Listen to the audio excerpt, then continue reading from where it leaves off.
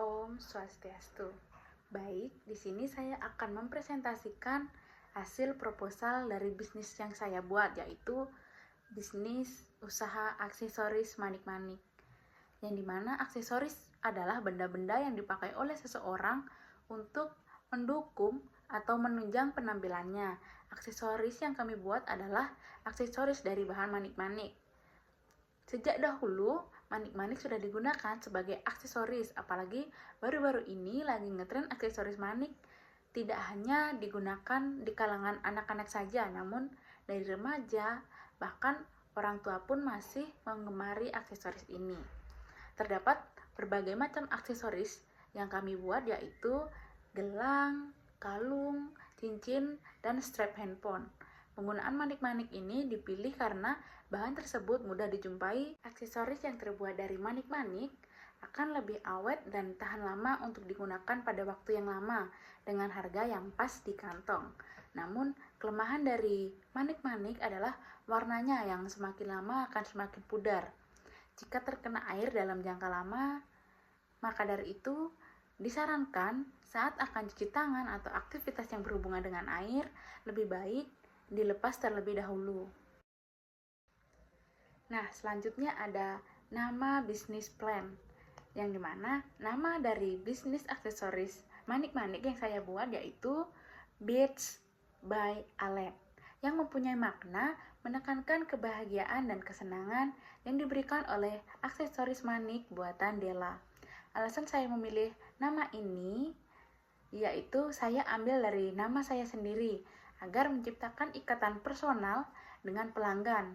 Hal ini memberi kesan bahwa bisnis tersebut dijalankan oleh seseorang yang nyata dan dapat dipercaya, yang dapat meningkatkan loyalitas pelanggan. Adapun slogan dari bisnis ini yaitu Handcraft with Love, dibuat dengan cinta. Untuk aksesoris manik mengandung makna yang mendalam dan kaya akan nilai. Selanjutnya ada visi dan misi usaha. Misi dari usaha ini yaitu menjadi merek aksesoris manik-manik terkemuka yang dikenal karena kualitas, kreativitas, dan keindahannya. Adapun misi dari usaha ini yaitu yang pertama kualitas terbaik. Jadi menghasilkan aksesoris manik-manik berkualitas tinggi dengan desain yang unik. Yang kedua ada kepuasan pelanggan, memberikan layanan terbaik untuk mempunyai kepuasan pelanggan. Yang ketiga keberlanjutan, menerapkan praktik bisnis yang ramah lingkungan dan beretika. Selanjutnya yang keempat ada inspirasi kreativitas, yaitu menginspirasi pelanggan melalui produk yang inovatif dan artistik. Nah, selanjutnya ada tujuan. Yang pertama yaitu mencari keuntungan dengan modal yang minim. Yang kedua, menciptakan aksesoris yang unik. Selanjutnya yaitu ada keunggulan produk. Keunggulan produk dari bisnis ini yaitu yang pertama kepribadian. Aksesoris manik-manik bisa memberikan sentuhan unik dan personal pada penampilan seseorang, memungkinkan mereka untuk mengekspresikan dirinya dengan lebih kreatif. Adapun yang keunggulan yang kedua yaitu harga. Nah, secara umum aksesoris manik-manik bisa menjadi pilihan yang lebih terjangkau daripada perhiasan dari bahan lain seperti emas ataupun perak. Dan yang ketiga, fleksibilitas. Dengan berbagai bentuk, warna, dan ukuran, aksesoris manik-manik dapat disesuaikan dengan berbagai gaya dan acara, mulai dari casual hingga formal. Selanjutnya ada analisis SWOT, yang dimana strength atau kekuatan. Nah, yang pertama ada kreativitas dan unik. Produk manik-manik biasanya unik dan dapat disesuaikan menarik bagi pelanggan yang mencari barang-barang eksklusif dan personal. Yang kedua yaitu biaya produksi rendah. Bahan baku manik-manik umumnya murah dan mudah didapat, sehingga biaya produksi dapat ditekan. Yang ketiga, pasar luas. Manik-manik memiliki berbagai aplikasi, mulai dari aksesoris fashion, dekorasi rumah, hingga peralatan kerajinan tangan. Selanjutnya ada yang keempat, kemampuan untuk custom order. Nah, jadi bisnis manik-manik dapat menawarkan custom sesuai permintaan pelanggan, meningkatkan kepuasan dan loyalitas pelanggan. Yang kelima, yaitu keterampilan khusus. Keterampilan khusus dalam merangkai dan merancang manik-manik dapat menjadi keunggulan kompetitif. Nah, selanjutnya ada weakness, yaitu kelemahan. Nah, yang pertama tergantung pada tren. Bisnis manik-manik seringkali bergantung pada tren fashion berubah-ubah yang dapat mempengaruhi permintaan. Selanjutnya ada yang kedua, kapasitas produksi terbatas. Produksi manik-manik seringkali bersifat manual dan memakan waktu, sehingga sulit untuk memenuhi kebutuhan pasar yang memenuhi pesanan besar dalam waktu yang singkat. Selanjutnya ada promosi pemasaran.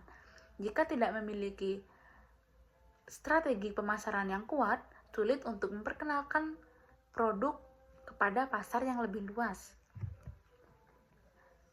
Dan yang keempat yaitu kualitas bahan baku. Variasi kualitas bahan baku dapat mempengaruhi hasil akhir produksi dan kepuasan pelanggan. Dan yang terakhir yaitu yang kelima, yaitu persaingan tinggi. Pasar kerajinan tangan dan aksesoris memiliki banyak pesaing baik skala kecil maupun skala besar. Yang ketiga ada opportunities atau peluang, yang dimana peluang yang pertama itu e-commerce dan media sosial. Penggunaan platform online untuk menjual produk dapat memperluas jangkauan pasar dan meningkatkan penjualan. Yang kedua ada kolaborasi dan kemitraan. Kerjasama dengan desainer fashion, toko retail, atau event organizer dapat meningkatkan exposure dan penjualan. Yang ketiga ada pelatihan dan workshop, menawarkan kursus atau workshop tentang cara membuat manik-manik dapat menjadi sumber pendapatan tambahan. Yang keempat ada ekspor, memperluas pasar ke luar negeri dapat membuka peluang baru, terutama di negara-negara yang memang menghargai kerajinan tangan. Yang kelima, tren DIY. Peningkatan minat pada aktivitas DIY dan kerajinan tangan dapat meningkatkan permintaan produk manik-manik. Yang selanjutnya ada threat atau ancaman. Ancaman yang pertama yaitu persaingan harga.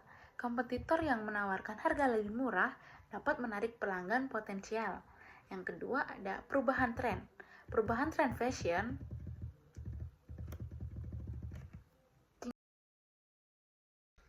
Nah, selanjutnya ada threats atau ancaman. Yang pertama yaitu persaingan harga.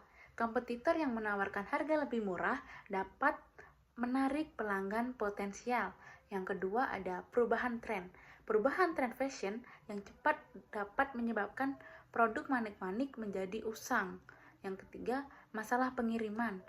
Pengiriman internasional dapat menghadapi masalah seperti biaya cukai dan biaya pengiriman yang tinggi. Selanjutnya ada ekonomi global. Ketidakstabilan ekonomi dapat mempengaruhi daya beli pelanggan. Yang terakhir yaitu peniruan produk.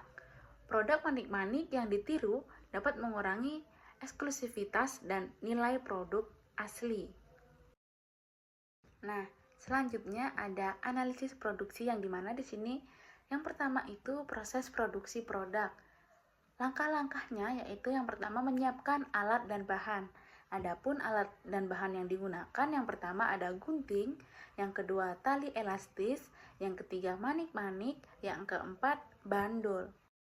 Selain membuat produk yaitu ada juga target produksi. Yang pertama di sini bisnis saya yaitu memproduksi per hari 10 aksesoris. Nah, yang kedua, produksi efektif 90% efisiensi 5 aksesoris, sehingga 5 aksesoris dikali 0,9 yaitu sama dengan 9 aksesoris. Efisiensi produk adalah 90% karena ada waktu istirahat dan lainnya. Jadi target produksi harian yang realistis adalah 9 aksesoris manik-manik. Nah, yang selanjutnya ada analisis pasar. Yang pertama dari strategi pemasaran. Di sini usaha saya memiliki strategi pemasaran, yaitu ada online marketing dan offline marketing. Online marketing di sini yaitu media sosial seperti Instagram, Facebook, WhatsApp, dan Pinterest. Dan yang kedua e-commerce, jual produk melalui platform seperti Lazada, Tokopedia, dan Shopee. Selanjutnya yang offline marketing yaitu pameran dan bazar. Partisipasi dalam pameran kerajinan tangan dan bazar lokal. Yang kedua ada toko fisik. Membuka toko fisik atau tempatkan produk di toko kerajinan tangan dan perhiasan. Nah, yang ketiga ada workshop DIY. Diadakan workshop DIY pembuatan aksesoris manik-manik untuk menarik minat dan kesadaran konsumen. Nah, selanjutnya menjaga hubungan baik dengan pelanggan, yaitu dengan cara respon cepat. Pastikan untuk merespon pertanyaan dan keluhan pelanggan dengan cepat dan profesional. Yang kedua ada point reward. Implementasikan program loyalitas di mana pelanggan mendapatkan poin untuk di setiap pembelian yang bisa ditukar dengan voucher atau hadiah. Nah, yang ketiga, material berkualitas. Menggunakan bahan berkualitas tinggi dan ramah lingkungan untuk membuat aksesoris manik-manik. Yang keempat, pengemasan menarik. Menggunakan kemasan yang menarik dan ramah lingkungan untuk meningkatkan pengalaman unboxing. Yang kelima, pengiriman cepat. Memastikan bahwa pengiriman cepat dan tepat waktu, serta menyediakan berbagai opsi pengiriman yang fleksibel. Nah, selanjutnya yaitu ada analisis sumber daya manusia. Yang pertama di sini ada owner. Job desk-nya yaitu kasir, admin sosmed, dan pengrajin. Selain owner, ada pun karyawan satu yang mempunyai job desk pengrajin, pengemas, dan admin e-commerce. Nah, selanjutnya yaitu ada analisis 3P, yaitu product, price, and promotion. Yang pertama yang ada produk, yaitu jenis produk. Aksesoris manik-manik termasuk yaitu ada kalung, gelang, cincin, dan strap handphone yang terbuat dari manik-manik plastik. Selanjutnya ada desain. Produk dirancang dengan berbagai gaya dari yang sederhana hingga yang kompleks, mengikuti tren fashion terkini serta menyediakan opsi kustomisasi sesuai permintaan dengan pelanggan. Yang ketiga ada kualitas, menggunakan bahan yang berkualitas tinggi dan memperhatikan detail dari pembuatan manik-manik untuk memastikan produk tahan lama dan menarik. Yang kedua ada price atau harga, yaitu penetapan harga berbasis biaya, menghitung semua biaya produksi termasuk bahan, tenaga kerja, kemudian menambahkan margin keuntungan yang diinginkan. Yang kedua, segmentasi harga, menawarkan berbagai kisaran harga untuk menjangkau berbagai segmen pasar dari produk premium hingga produk yang lebih terjangkau. Selanjutnya ada diskon volume, diskon untuk pembelian dalam jumlah yang besar. Yang keempat ada penawaran musiman, yaitu diskon khusus musiman atau liburan atau perayaan tertentu, misalnya tahun baru, hari kemerdekaan, hari Valentine, dan lain-lain. Yang selanjutnya ada program loyalitas, memberikan diskon khusus atau point reward bagi pelanggan yang setia. Nah, selanjutnya ada promotion, yang dimana di sini menggunakan media sosial, tentunya ada Instagram, Facebook, WhatsApp, dan Pinterest.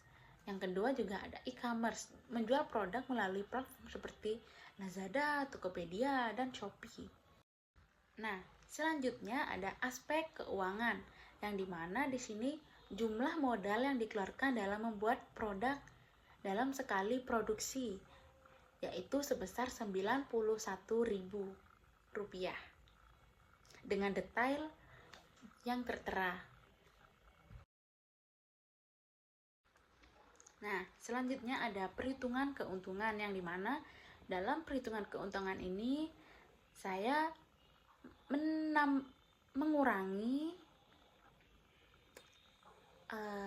hasil penjualan dan pengeluaran untuk modal, yang dimana dalam harga jual seluruh produk yang dalam sekali memproduksi yaitu senilai 222.000, sedangkan modalnya 91.000. Jadi, perhitungan kami di sini harga jual 222.000 dikurangi 91.000 yang hasilnya Rp131.000. Jadi, untung kami yang kami dapatkan dalam sekali produksi yaitu Rp131.000. Dengan rincian seperti yang tertera.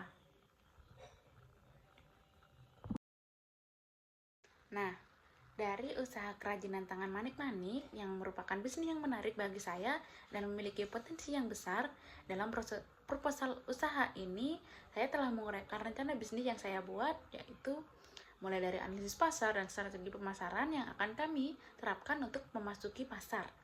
Saya yakin bahwa dengan fokus pada kualitas produk, desain yang unik, dan manajemen yang baik, usaha kami akan sukses dan berkembang dengan pesat. Sekian dari saya. Om Santi Santi Santi Om.